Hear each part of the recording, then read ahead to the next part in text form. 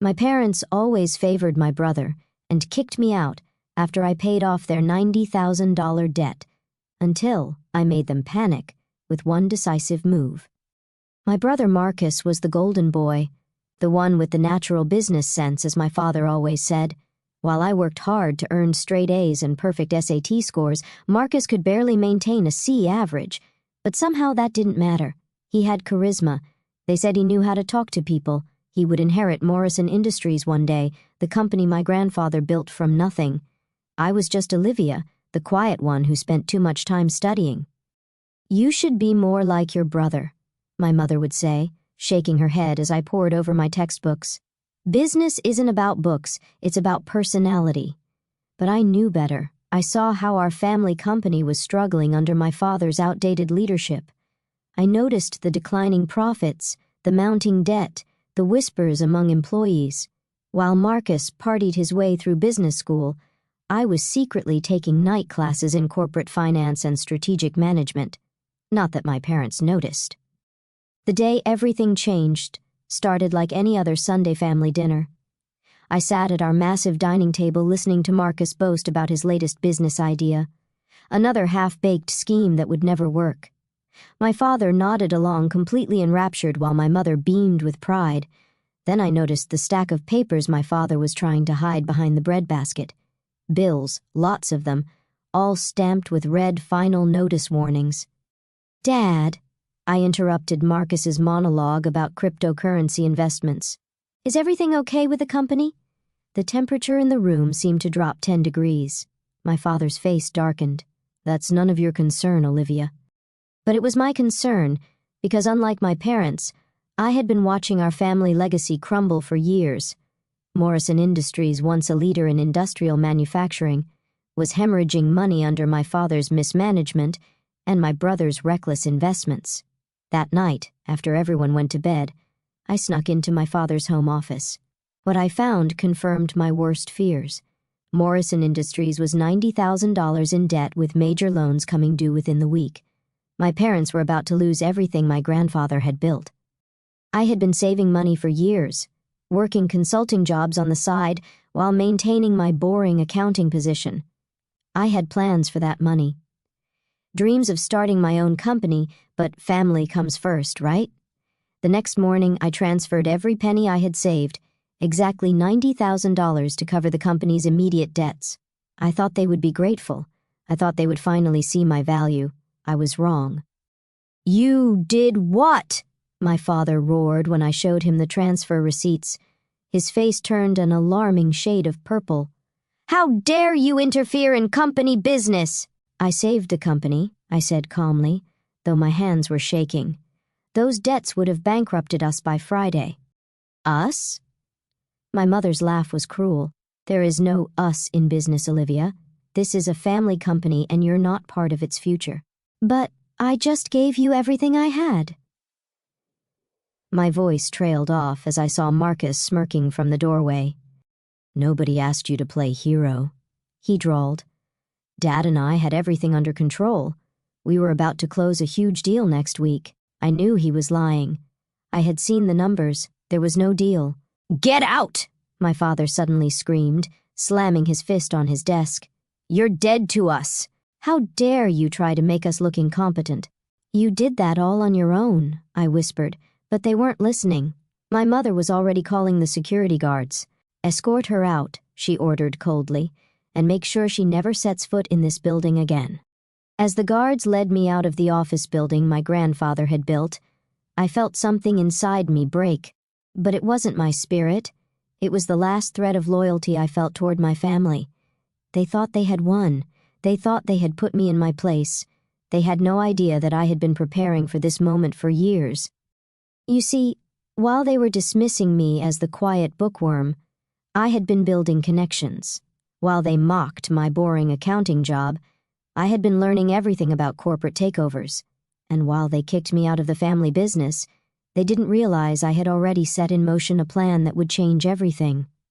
That night, as I sat in my small apartment, I made a call to someone I had been carefully cultivating a relationship with for the past year, Harold Bennett, the CEO of Bennett Acquisitions, one of the largest corporate raiders on the East Coast. They kicked you out? Harold's voice was calm, but I could hear the hint of anticipation. Then I suppose it's time to proceed with our plan. Yes, I replied, my voice steady despite the tears drying on my cheeks. Start buying shares, buy everything you can get. But remember our agreement. When this is over, I want to be CEO. Of course, Harold chuckled. After all, who better to run Morrison Industries than a Morrison, even if your family is too blind to see your potential? I hung up and walked to my window, looking out at the city lights. In 3 months, Morrison Industries would hold its annual board meeting. In 3 months, my family would learn exactly what their quiet, bookish daughter was capable of. They had no idea what was coming. In the weeks that followed, I watched from afar as my family celebrated their victory over me. My brother posted pictures of himself in father's office, practicing his future CEO pose. My mother hosted lavish dinner parties, bragging about how they had dealt with a troublesome situation. They didn't notice their company shares being quietly bought up by various shell companies. They didn't see the web I was weaving around them. They were too busy congratulating themselves on putting me in my place. But I noticed everything. I saw their desperate attempts to secure new loans. I watched as my father's face grew more haggard with each passing week. I observed my brother's boasts becoming increasingly hollow as investors began pulling out. The $90,000 I had given them had bought them a brief reprieve. But without proper management, the company was once again sliding toward disaster, just as I had predicted, just as I had planned. They're getting desperate, Harold informed me during our weekly update. Your father tried to approach our competitors for a merger yesterday. Nobody's interested. Of course, they weren't. I had made sure of that. How much longer? I asked, reviewing the latest acquisition reports. 2 more weeks, Harold replied. By then, we'll own 51% of Morrison Industries. You'll have your chance at the board meeting. I smiled, thinking of my father's face when he would realize what was coming. Perfect. As I hung up, my phone buzzed with a text from my mother, the first contact since they'd thrown me out. We're having a family dinner on Sunday. Your father might be willing to forgive you if you apologize. I didn't bother responding. In 2 weeks, they would learn that I wasn't the one who needed forgiveness. The stage was set, the pieces were in motion. All I had to do was wait, and I had become very good at waiting. The morning of the board meeting arrived with a sense of destiny. I stood in my penthouse apartment, not that my family knew I could afford one, adjusting my tailored black suit. The woman in the mirror looked nothing like the quiet daughter my parents had dismissed. Gone was the intentionally understated wardrobe, the careful attempt to avoid attention. Today, I dressed like what I was about to become, a CEO. My phone buzzed. A text from Harold. Everything's ready. Our people are in position. I smiled, remembering the past 3 months of careful preparation. While my family was busy pretending I didn't exist, I had orchestrated the most aggressive corporate takeover Morrison Industries had ever faced. The first phase had been the easiest, buying up shares through various shell companies. My father, always too proud to notice the obvious, hadn't even questioned why so many new investors were suddenly interested in his failing company. The second phase had been trickier, convincing key board members to support the leadership change. But that's where my boring attention to detail had paid off. I had spent years studying the company's operations, identifying its weaknesses, and developing solutions. When I presented my revival strategy to these board members in private meetings, they had been impressed. More importantly, they had been convinced. Your father never once showed us numbers like these, one board member had admitted. He just keeps talking about the good old days and how his son will restore the company's glory. I had smiled politely and added his vote to my growing collection. My phone buzzed again. This time it was a news alert about Morrison Industries' stock price. It had dropped another 15% overnight. Right on schedule. Amazing what can happen when carefully selected rumors about a company's stability start circulating in the right circles. As my private elevator descended to the garage level, I thought about the last family dinner I had declined to attend. My mother had left a voicemail, her voice sickly sweet with false concern. "Darling, you're being ridiculous. Your father is willing to let you return to your old position if you just apologize. Marcus even suggested you could assist with his new cryptocurrency division." I had deleted the message without responding. Let them think I was sulking. Let them believe I was nursing my wounded pride in some small apartment, regretting my interference. The reality was so much more satisfying. My driver opened the car door and I slid into the leather back seat, opening my briefcase to review my notes one last time.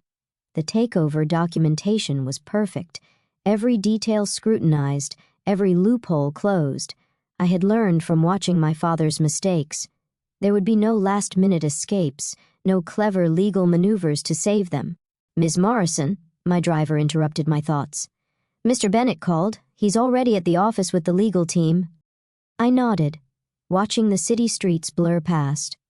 Harold had played his part perfectly, the aggressive corporate raider making a hostile takeover attempt. My family had been so focused on fighting him, they hadn't noticed the real threat was much closer to home. The Morrison Industries building loomed ahead, 40 stories of glass and steel that my grandfather had built from nothing. I remembered coming here as a child, holding his hand as he showed me around the factory floor. "Remember, Olivia," he had said, "a good leader knows every inch of their business from the ground up." I had remembered, unlike my father and brother, who viewed the company as their personal playground. I had spent my summers working in different departments, learning every aspect of the operation. The employees I passed in the lobby nodded respectfully. They remembered me, even if my family had tried to erase my existence. The elevator ride to the executive floor was silent. When the doors opened, I could hear raised voices from the boardroom. My father's distinctive roar cutting through the general chaos. "This is outrageous. Bennett can't do this. We are a family company." I paused outside the boardroom doors, checking my reflection in a nearby window. My suit was immaculate, my makeup perfect, my expression composed. I thought about all the times I had sat quietly at family dinners, listening to Marcus boast about his latest failures while my parents beamed with pride. Never again. Harold met me in the anteroom, his eyes twinkling with anticipation. "They're all inside. Your father's trying to convince the board to reject our offer and take out more loans instead." "Is Marcus still planning to present his cryptocurrency proposal?" Harold chuckled. "He's got a whole PowerPoint prepared. Claims it will save the company." I checked my watch. "Right on schedule then, shall we?" Harold gestured to the doors. "After you? It's your show now." I took a deep breath, thinking of my grandfather, of his legacy, of everything my family had nearly destroyed through their arrogance and incompetence. The boardroom doors swung open. My father stood at the head of the table, his face red with fury as he waved documents in the air. Marcus sat nearby, smirking as he prepared to launch his presentation. My mother perched in a corner, already planning how to spin this crisis at her next charity luncheon. None of them noticed me at first. "This company is not for sale," my father was shouting. "Bennett can take his hostile takeover. And actually," I cut in, my voice carrying clearly across the room, "the company is already sold." The silence was absolute. Every head turned toward me. I saw the moment of confusion in their eyes, followed by disbelief, followed by the first flickering of fear. "Security!" my father bellowed, but nobody moved. I smiled, walking calmly to the center of the room. "The security team reports to the majority shareholder now, and as of 9 this morning, that would be me." Marcus jumped to his feet, his carefully practiced CEO pose crumbling. "That's impossible! You're lying!" "Sit down, Marcus," I said quietly, but with enough authority that he dropped back into his chair automatically. "The adults are talking now." I turned to address the board members, many of whom were hiding smiles behind their hands. "Ladies and gentlemen, I apologize for the theatrics, but I believe we have some urgent business to discuss, specifically the future leadership of Morrison Industries." "You can't do this," my father whispered. but his voice had lost its power. "We kicked you out." "Yes," I agreed, setting my briefcase on the table. "You did, right after I paid off $90,000 of debt that you and Marcus had accumulated, through incompetence and vanity. That was your first mistake." I began distributing documents to the board members. "Your second mistake was assuming I would simply disappear. Your third mistake was not checking who was really behind Bennett Acquisition's recent interest in the company." Understanding dawned in my father's eyes. You were working with Bennett." Harold stepped forward, grinning. "She was directing everything. Most brilliant corporate takeover strategy I've seen in 30 years. My mother stood up, her social mask cracking. "Why? Why would you do this to your family?" "Family?" I laughed, but there was no humor in it.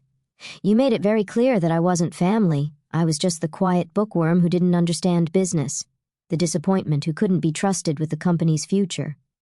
I walked to the head of the table, my father's place. His eyes widened as I gestured for him to move. "Well, now you're going to learn exactly what this quiet bookworm can do. Please take your seats. We have a lot to discuss about your future roles in my company." The color drained from their faces as the full impact of my words sank in. I was no longer the daughter they could dismiss or the sister they could mock. I was their boss, and their performance review was about to begin. The silence in the boardroom was deafening as I took my place at the head of the table. My father had slunk into a chair, his face ashen, while my mother gripped her designer handbag so tightly her knuckles were white. Marcus kept opening and closing his mouth like a fish out of water, his cryptocurrency PowerPoint forgotten on his laptop. "Now then," I began, my voice steady and professional. "Let's discuss the current state of Morrison Industries under its previous management." I nodded to Harold, who dimmed the lights and started the presentation I had prepared. Financial graphs appeared on the screen, all trending downward. In the past 5 years, company value has dropped 60%, market share has decreased by 45%, employee turnover has reached record highs. I clicked to the next slide. And, most concerning, over $12 million has been invested in what the books call innovative initiatives. I turned to Marcus, whose face had gone pale. "Would you like to explain to the board what happened to those investments, brother? Or shall I pull up the records of your failed cryptocurrency scheme, the disastrous NFT marketplace, the social media app that never launched?" "Those were calculated risks," he stammered. Every business has to be accountable." I cut him off, something this company has lacked for far too long. My father finally found his voice. "You have no right to—" "I have every right," I interrupted calmly. "As majority shareholder and newly appointed CEO, I have not only the right, but the responsibility to address these issues. Now, let's discuss your positions." I pulled out 3 envelopes and slid them across the table. "Inside, you'll find the terms of your separation from Morrison Industries. You can either accept these very generous severance packages and step down quietly, or—" I smiled, but there was no warmth in it. "We can discuss the results of the forensic audit I had conducted last month." My mother gasped. Marcus started sweating. My father's face turned an interesting shade of purple. "You wouldn't dare," he growled.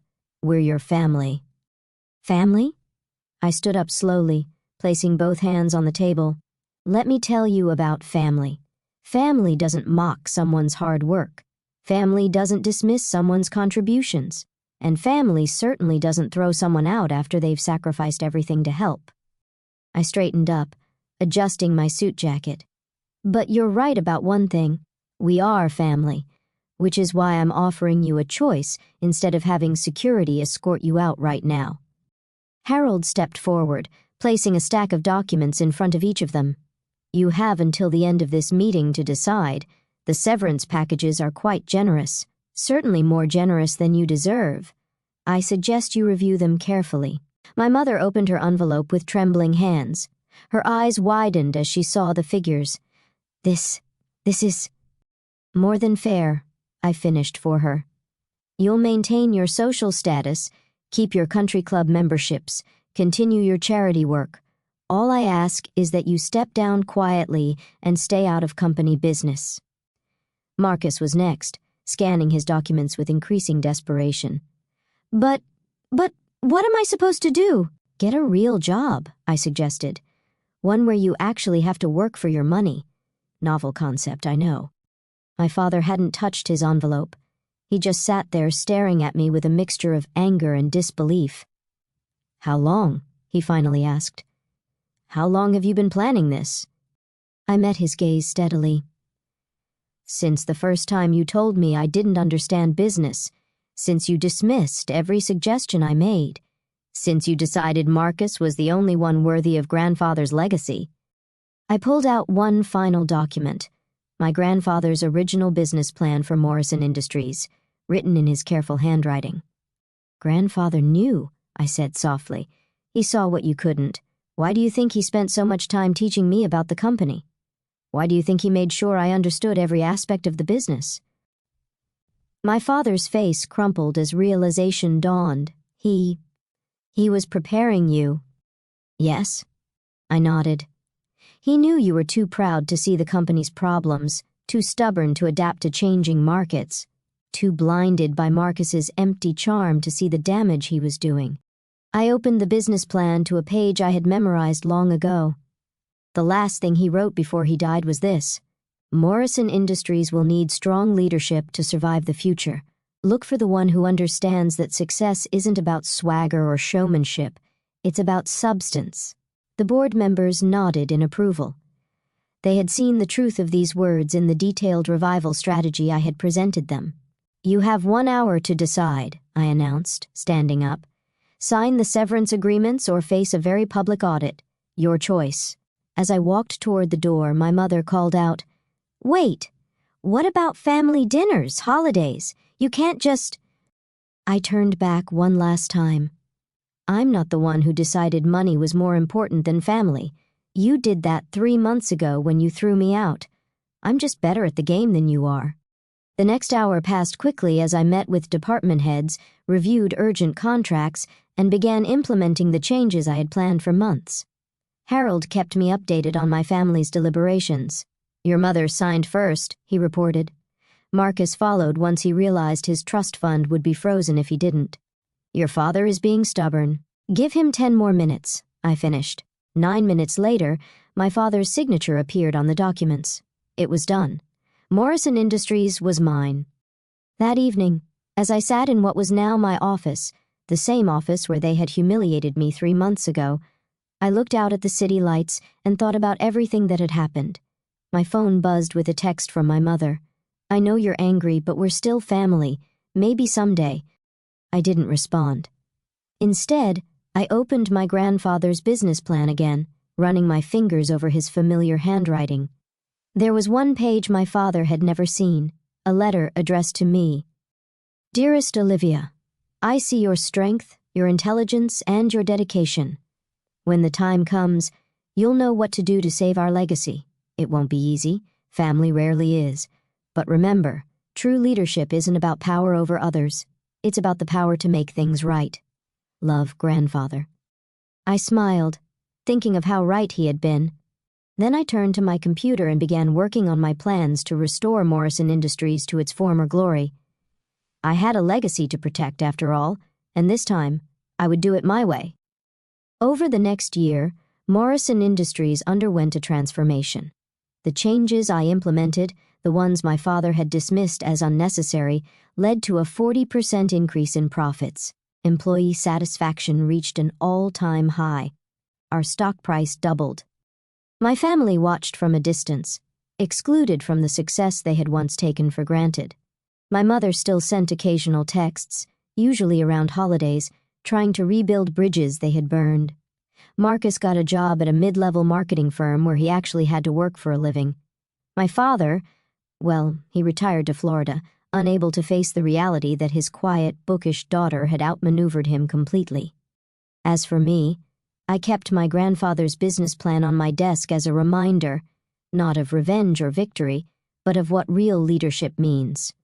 Sometimes the strongest person in the room isn't the loudest. Sometimes the best revenge isn't about destroying others. It's about building something better than they ever imagined possible. They thought kicking me out would break me. Instead, it made me unstoppable. And that's a lesson my family will never forget.